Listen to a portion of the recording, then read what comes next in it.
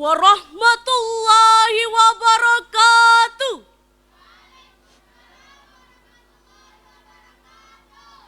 Alhamdulillah. Alhamdulillahi rabbil alamin. Assalatu wassalamu ala asrafil anbiya'i wal mursalin Sayyidina Muhammad wa ala ali wa sahbihi ajma'in, amma ba'du.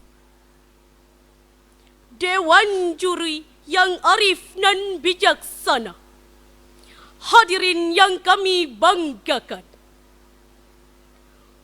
Fakultas Ekonomi dan Bisnis Islam FEBI Universitas Islam Negeri Ar-Raini Banda Aceh mengadakan Seminar Nasional Islam dan Pembangunan Ekonomi kedua. Kegiatan tersebut berlangsung di Auditorium Profesor Al-Hasmi dengan tema strategis pengembangan ekonomi syariah di Indonesia yang dihadiri oleh 700 orang peserta dari unsur akademi praktis keuangan dan diperbankan syariah serta unsur pemerintah. Pada seminar tersebut,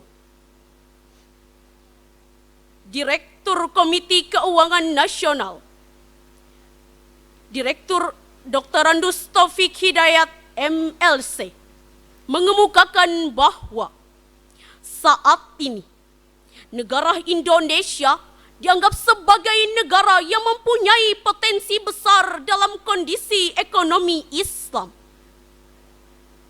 Diperkirakan Indonesia menghabiskan 177 miliar dolar Amerika Serikat untuk wisata halal, 1.303 miliar dolar Amerika Serikat untuk makanan halal, 270 miliar dolar Amerika Serikat untuk fashion halal, 209 miliar dolar untuk media dan rekreasi halal, 87 miliar dolar untuk farmasi halal, 61 miliar dolar untuk kosmetik halal.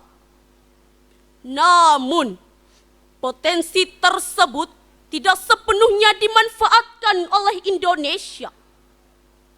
Dalam laporan Global Islami Report pada tahun 2018 sampai 2019, Indonesia menduduki peringkat ke-10 sebagai industri halal dengan skor 45.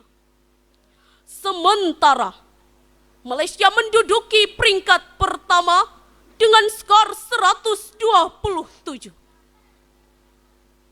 Hadirin rahimakumullah, penyebab terjadinya hal tersebut dikarenakan tidak adanya harmonisasi koordinasi antara instansi pemerintah serta benturan regulasi dan tumpang tindih kebijakan yang menyebabkan industri ekonomi syariah di Indonesia berjalan dengan lambat. Karena itu, pemerintah membentuk KNKS untuk melakukan harmonisasi regulasi dan koordinasi kebijakan serta kegiatan untuk mendorong perkembangan lebih lanjut pada industri ekonomi syariah di Indonesia. Pada seminar tersebut, Bapak Haji Muhammad Fuad Nasar MLC, Direktur Pemberdaya Zakat dan Wakaf di Indonesia pada tahun 2019 dan anggota Badan Wakaf di Indonesia pada tahun 2017 sampai 2020 menyampaikan bahwa potensi zakat dan wakaf di Indonesia sangatlah besar. Ada dana zakat yang terkumpul pada tahun 2019 mencapai 260 miliar Sementara potensi zakat mencapai 180 triliun. Ini menjadi sumber bernilai untuk membudayakan ekonomi umat.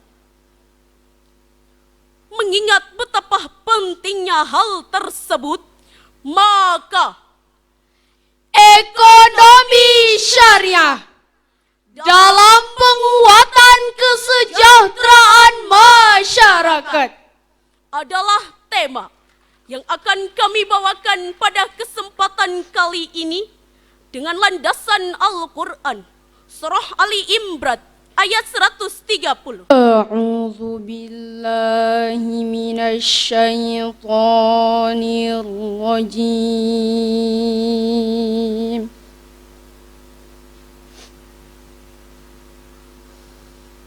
Bismillahirrahmanirrahim.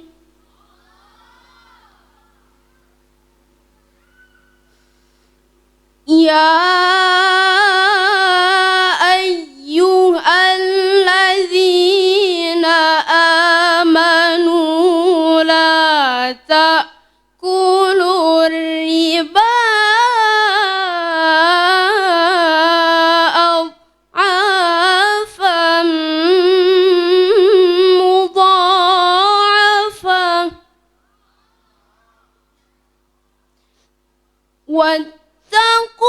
wattaqullaha la'allakum tuflihun. Shadaqallahul azim. Aku berlindung diri kepada Allah dari goda-godaan syaitan yang terkutuk dengan menyebut asma Allah yang Maha Pengasih lagi Maha Penyayang.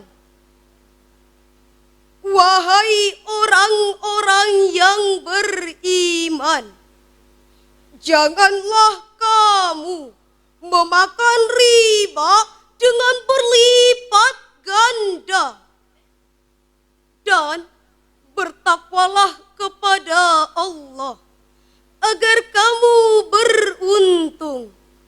Maha benar Allah dengan segala firman-Nya. Hadirin rahimakumullah.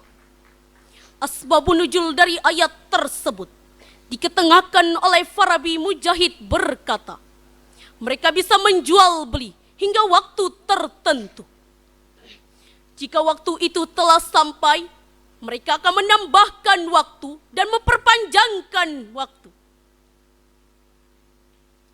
Maka turunlah ayat tersebut untuk melarang hal tersebut yang terangkai dalam kalimat La ta'kulur riba adhafan mudha'afah. janganlah kamu memakan riba dengan berlipat ganda.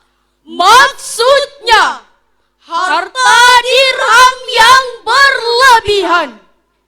Jelas, Islam sangat melarang orang beriman melakukan riba dan memakannya dengan berlipat ganda, sebagaimana jahiliyah dulu. Syekh Mustafa Al-Marogi dalam tafsir Al-Marogi menyebutkan bahwa halalnya perniagaan jual beli jika saling meridhoi antar keduanya.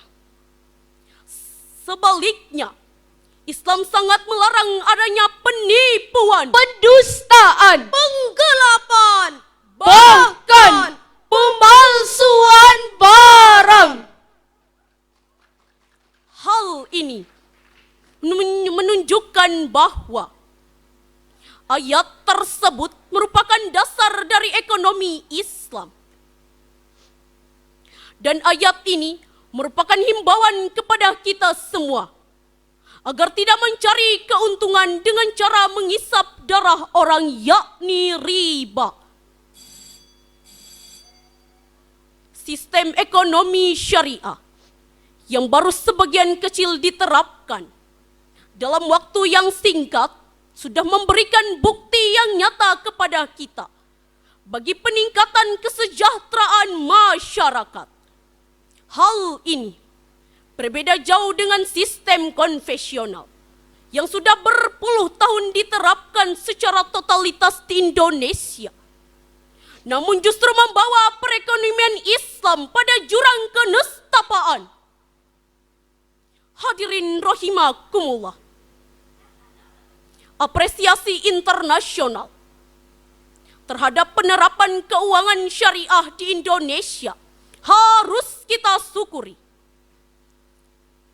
Terbukti dinobatkan Indonesia sebagai peringkat pertama dalam GIFR maupun dalam GIFA, Global Islamic Finance Award 2019.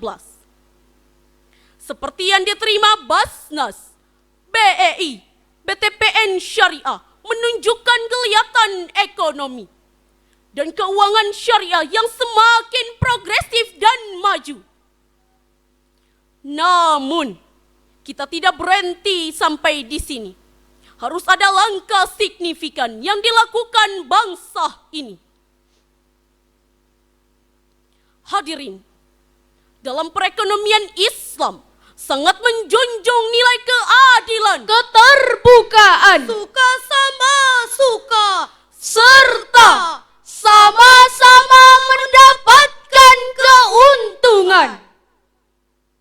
Kita harus mengapresiasi internasional dalam mengembangkan ekonomi syariah di Indonesia.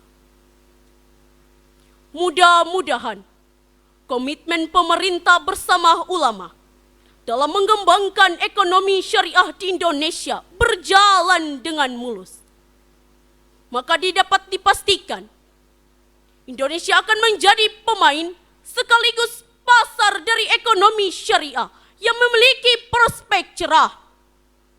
Saat inilah momentum emas untuk seluruh belah pihak agar sesama melakukan gerakan ekonomi syariah di Indonesia sebagai arus kebijakan ekonomi nasional.